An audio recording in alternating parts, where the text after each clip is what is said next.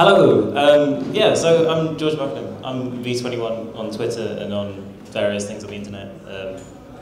So I'm going to talk about different genres you can make your game in. So basically, indie. I'm gonna try to define indie because I was like, I proposed this talk. It's like, this seems great, and then I was writing. And I was like, fuck, I have to propose. Like, I didn't explain what indie is. So indie, as far as I can see, is like means three things at once. On the one hand, it's kind of a way of, it's a kind of a business method, right? It's kind of like you're independent, and I'm not going to talk about that at all. Instead, you should go look at this talk, which pretty much covered what I'd say on that anyway. Paolo Pederici's Towards Independence. It basically says, yeah, be independent, it's kind of a sliding scale, lots of whatever, I'm not going to talk about that. Another thing is it's a community, which you really see at places like this. Basically what I have to say about it being a community is, I love you all. This is great. I love hanging around with you all, yeah. And like, I really value it. I think that's a really wonderful thing and really important, so don't let everything else I'm saying distract from how valuable that is. And the third thing is it's a genre, which is weird, right? It's super weird that indie is a genre because it's so giant.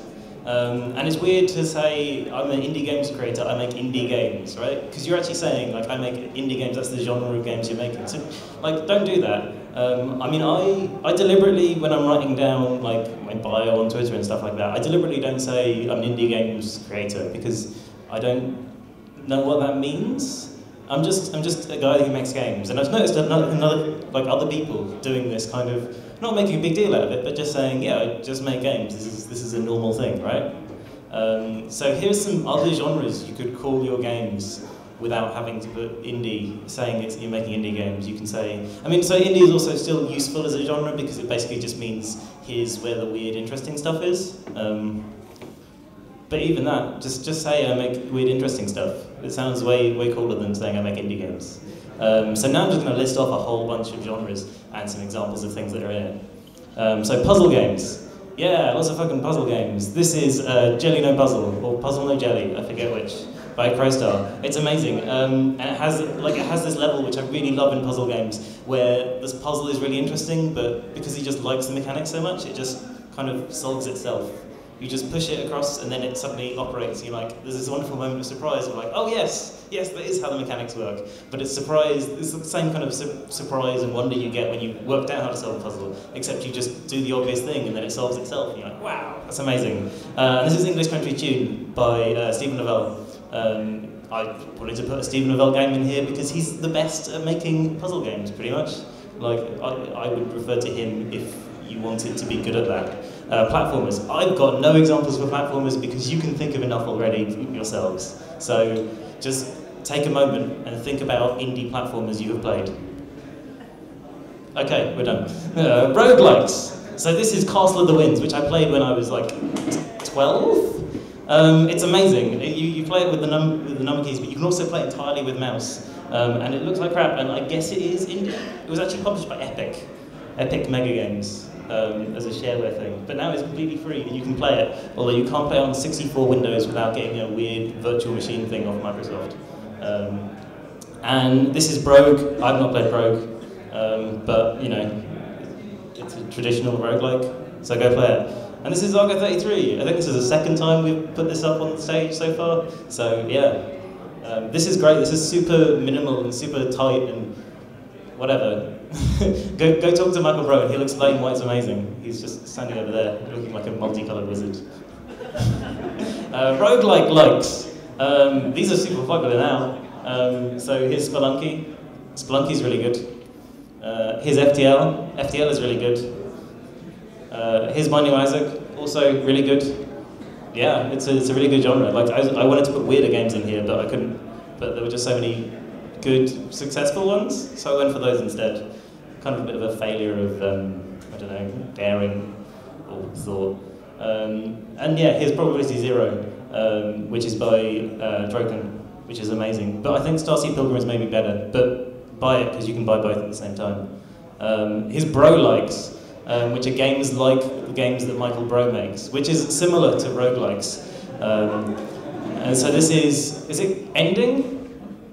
Ending. Yeah, so this is Ending by Aaron Steed, which is a game that really depends on... So there's a thing in roguelikes where if you can't move diagonally, it's like kind of sliding bishops on a board, and there's certain things you can only attack by attacking something, which takes up a turn, so everything else moves one. And it really exploits that a lot. And this is Promised, which is a take on Corrupt by Michael Bro. So there should be more Bro-likes. That's definitely a genre you can make your game in, and you should make some Bro-likes. Twitchy, reflexy games? What's a good arcade games? But that's stupid, because that's another whole thing. Action games? But that's like a terrible genre. Right? It's just like there's action happening. Anyway, but I'm meaning like super stuff where it's just you fucking responding to things there. There's no planning, no strategy. Like obviously Super Hexagon, which is just amazing. And then there's Cubes, which I made. So I'm putting my own game up. Basically I made Cubes, and then Super Hexagon came out, and I'm like, yeah, this did all of the things I tried to do, but better. Damn it. Which was really just great, you know? It's just like, oh man, yeah. It's good to know that there's, I don't know, people better than me out there. And this is Gauge as well, which is just a game about keeping a bar at the right point. You just touch and it continues out. But yeah, it's really good.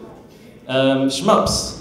So this is Jamestown by Final Form Games. It's super crunchy and super traditional, and the graphics look great. Look how just fucking edible everything on that is, right?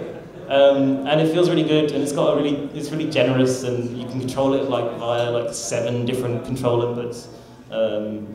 And this is R-Rootage, which is a shmup that takes place on the inside of a torus, or sometimes the outside. It's also really good. It's by Kenta Cho. And this is Scoregasm by Charlie's Games, which has lots of things glowing. Music games where you make music by playing them. So this is Fracto SC, which isn't out yet, but looks really good, so that's good. This is Absec by Tom Betts. I haven't actually played this, but it is a good example of the thing I'm talking about, so I'm putting it up anyway. I can't tell you more about it than that. This is Pugs Loves Beat by Lucky Frame, which is kind of like a strategy game, but it's also a sequencer at the same time, which is great, right? And this is, Christ, what is it? Urvax for 2, which is over there. I hadn't actually played it when I put it in my slide, but I have played it now. It definitely is an example of this kind of thing. And there's also all the other kinds of music games where music is just kind of incidental, or like stuff like Pole Riders or Barry Ball, where there's just amazing music that's created just directly in response to the things you're doing, or games where you have to sequence things up with the music, like, there's a great one I play on iOS, the name of which completely escapes me. Board games. You can make board games. You don't need to make actual computer games. Fuck computer games. Cards Against Humanity. This is people who are still in the indie scene but are making card games. That's a good thing, although the game is kind of terrible. No, the game is great, but it is for horrible people. And this is Guts of Glory by Zach Gage. Zach Gage is a lovely guy. I'm waiting to play this. I kickstarted it, but I haven't played it yet. Folk games. You can just invent folk games. It turns out it's really easy because they have very small rules, and you don't need much stuff for them. So this is Lemon Joust. So Lemon Joust is amazing. It's not JS Joust, but I want to make that clear. And they were independent of each other, as I think both the creators looked at each other kind of edgily, and then worked out that they were independent, and they kind of backed off a bit. So the way you play it is you get wooden spoons. You put a lemon on the wooden spoon. You lose when the lemon falls off your wooden spoon. Yeah, that's basically it. You should help other people. There's one way to play is with another spoon, and you're only allowed to hit with the other spoon. There's another variant where you have 2 lemons on each spoon, and you're only allowed to attack with a spoon with a lemon on it. Which just becomes this kind of slow dancing as you try to get above the other person. So it's great, you can just invent folk games. That was invented by, I don't know exactly who it was invented by, but it was at least partially invented by a girl called Minkette. So, I don't know, proper attribution is important. Pervasive games. This is a really terrible term, worse than calling things indie games, but, it's what these things are called. This is a game called Killer Queen. They then made a computer game version of it called Killer Queen Arcade, which you had the same rules, but was just an arcade game. You run around hitting people. I've not actually played it, but And this is I Demand Satisfaction by my housemate Alice, who is the one in the wig. The hats are an integral part of the game. But it's a game about remembering things and lying and telling impossibly tall tales and stamping your fist on the table and saying, I demand satisfaction. I recommend it. Get together, we'll play it sometime when we have beer. Installation games. I'm massively in favour of installation games, and people should make more of them. They're games that you need to have specific bits of stuff to make, like the game with the table. I forget what it's called. That's through in there. Also, Doug Wilson. Doug Wilson makes a lot of installation games. That's a picture of Doug Wilson. He's kind of blurry in the background, and those are some move controllers because he always uses move controllers. I think this is them setting up Edgar Rice Frotteur, which is a game you play by grabbing onto move controllers that are hanging on bits of string from the ceiling, and you have to just continue swinging from vine to vine. And obviously he made Joust, and like there's Mega GURP, which is like GURP, but you play it with a dance pad. Dance pads on the floor, which makes it harder, it turns out. And here is a picture. Here is a picture of Alan Hazelden completing GURP, playing it only on dance mats. Who here has played GURP? Right? Who here has completed GURP? He completed it on fucking dance mats. He did the bit where you have to swing across just entirely whilst with his feet, right? That was amazing. Local multiplayer games, similar. Like, can I get a whoop? So yeah, this is Sakurai God by Bo Blythe, which is fucking amazing. It's just super fun and super, like, the best. And this is Chang Chang by Michael Bro, again. This is one of the games from Compendium, a whole compendium of local multiplayer, two-player games. This is a game that's kind of like chess, but real-time, and it's not chess. Esports, which is, again, kind of an overlapping category. This is Hokum by Ramiro Corbata, which is kind of like hockey, but apparently we shouldn't call it hockey. Yeah, maybe. Okay, it's a soccer game. I know it's inspired by whatever. Anyway, but it's really good and super minimalist, as you can see. And this is Spy Party, which is again an esport, but like an internet esport. It's played over the internet using the old graphics because I don't like the new ones.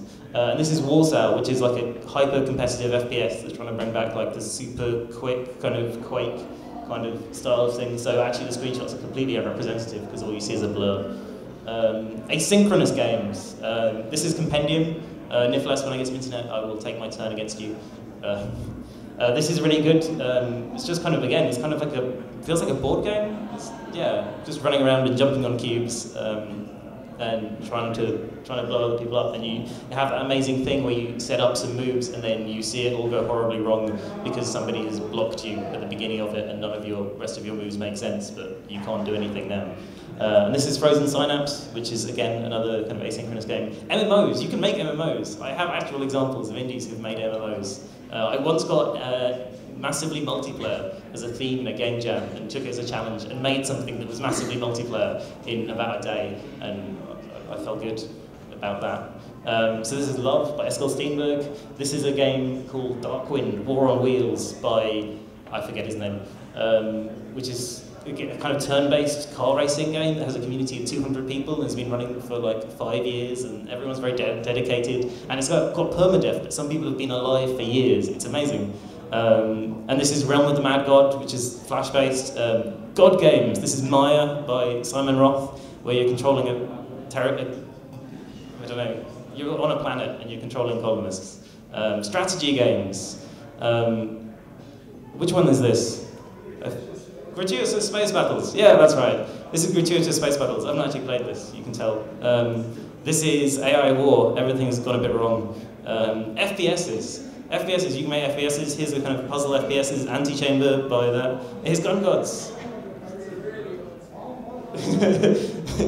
And here is At a Distance, which is also an installation game and also a local multiplayer game and also an FPS. You can be multiple categories at once. Flash games, this is a whole fucking world of other things as well. Here's Cat Watermelon, which I mainly love for the way that, so this is a game about stacking things. You get given an object and you need to stack them up. You can see there's a ball stacked on that cat's head, and the cat is sitting on top of another cat. But when you complete it, the menu comes in from the side and smashes the thing you've carefully balanced, and it's the most satisfying moment in a game ever, I think. This is Hoshi Saga, which is like a ton of like tiny little interaction puzzles, and I think this is wonderful. You should play this if you haven't played it already. One Joke Games. Oh, hang on a second. 5 minutes. Okay. One Joke Games. These are games that are just designed to give you a single joke. For some reason, the last 2 talks have also been about jokes, and I've just agreed to give a talk on jokes. So I think it's really important. I think more people should be talking about it. I'm really glad. So this is an Enviro Bear, where the joke is that you're a bear who needs to drive a car, but bears can't drive cars. Which is great, right? Because bears can't drive cars, which is why this one is doing so badly. This is Co-op. How many times has Co-op been on the screen so far today? Is this 2nd or 3rd? I don't know. This is You Have Forgotten How to Use a Pen, a game that would be far worse if the title wasn't in capitals. It would just be like half the game it is if it wasn't in capitals with exclamation mark. You have forgotten how to use a pen. Yes, by Harry Lee, who was the guy who was being electrocuted in Michael Bro's talk. And his neck muscles, fucking up his balance. It's amazing. Parser interactive fiction, like parser-based interactive fiction. It's kind of dead. It's been killed by its children that have exploded out of it like a giant cancerous thing, creating new and fertile, amazing things. But this is Counterfeit Monkey by Emily Shaw, who is amazing. So this game is it's a parser game where you can remove letters from the world, which is amazing, right? Totally amazing. Anyway, yeah, so parser interactive fiction is kind of dead because Twine, among other things, has become so amazing. So this is... Christ, sorry, I've been naming so many games I've forgotten. Which game is this by Compendium? What? Cyber Queen? Yes. No, this is Howling Dogs, actually. Yeah, alright, this is Howling Dogs by Compendium, which is amazing, and, you know, won one of the interactive fiction contests, which is how you can tell that interactive fiction is kind of in a weird place. This is Brooklyn Trash King. This one I left the name in so I can remember it. Which is amazing. It's by Ben Esposito. And this is Reset by Lydia Neon, which is an amazing game about being a cyborg and being reset and slowly having your senses come online, and then you discover it's all part of a DOM thing. And these are all amazing. Like if you don't know that Twine is happening, you should be aware of that. Other weird tech stuff that isn't parser-based but is kind of interactive fiction, like Versu, which is like agent-based text stuff, and actually it really works, and somebody should make porn in it. And this is Fallen London, which is amazing, and this whole ongoing thing. Visual novels. So this is Digital: A Love Story by Christine Love. And this is a game, like, I'm just going to read out the text here. I shall try to state simply and briefly what I've learned from the lumps of meat which were once Miss Mahoney. This is a dating game. And that bird has just murdered one of the students, and you're trying to get into his pants. Not that birds wear pants. Yeah, this is called Catapult Boyfriend. And this is Kindness Coins, which was made for the, what was it? Pulse pounding, heart stopping, dating sim jam. Yeah, and this is amazing. This is going from the other approach of dating sims, as in that guy is the guy in the traditional dating sim, but you're actually playing the other character, and he's just trying to be nice to you, and just get into your pants, and it's satirical. A game's made in an adventure game studio, which is kind of its own genre in itself. Like, this is Gemini Rue, which is a great example of that. There's kind of this lovely insular community pumping out games. And this is Cart Life. That naked man is from Cart Life, and Cart Life won everything in the IGF, quite rightly. KODP likes games like King of Dragon Pass. I'm mainly just listing this here because I want people to make it, not because it's actually a particularly thriving genre. But this is Lords of Football. So King of Dragon Pass has this amazing thing where it's a strategy game, and occasionally you get these moments of narrative, and you make a narrative choice, and those are super important. And both of those things reinforce each other really well, so make those. Antigames. Sorry, AP. Proteus. Proteus is an anti-game. It's a game where there's no actual goal. And there's also notgames, which are like anti-games, except they're made by Tale of Tales, like the Toys. So this is, it's by Annie McClure, and I can't remember the name of it, but it's in her collection of like sound and visual toys. And this is Hello Flower, which is just an iPad app where you make a flower. It's just like a 3D modeling tool, but you just make a flower. That's all it does. It's super relaxing and calming, and you should make toys, not even games. And this is by Vectorpark. I can't remember exactly what it is. Yes, Windowsill. Yeah. So, and this is wonderful and just shows interaction, right? Because that's what we enjoy making. You don't need to be constrained. So, and none of the above. There's fucking amazing. I can list just as many games as I've listed so far that don't fit into any of these categories, right? Or fit into multiple of them. So, make games in all of these other categories and stop calling them indie games and start just calling them games. Like, it's amazing. It's amazing the amount of things there are, and everything stands up by itself.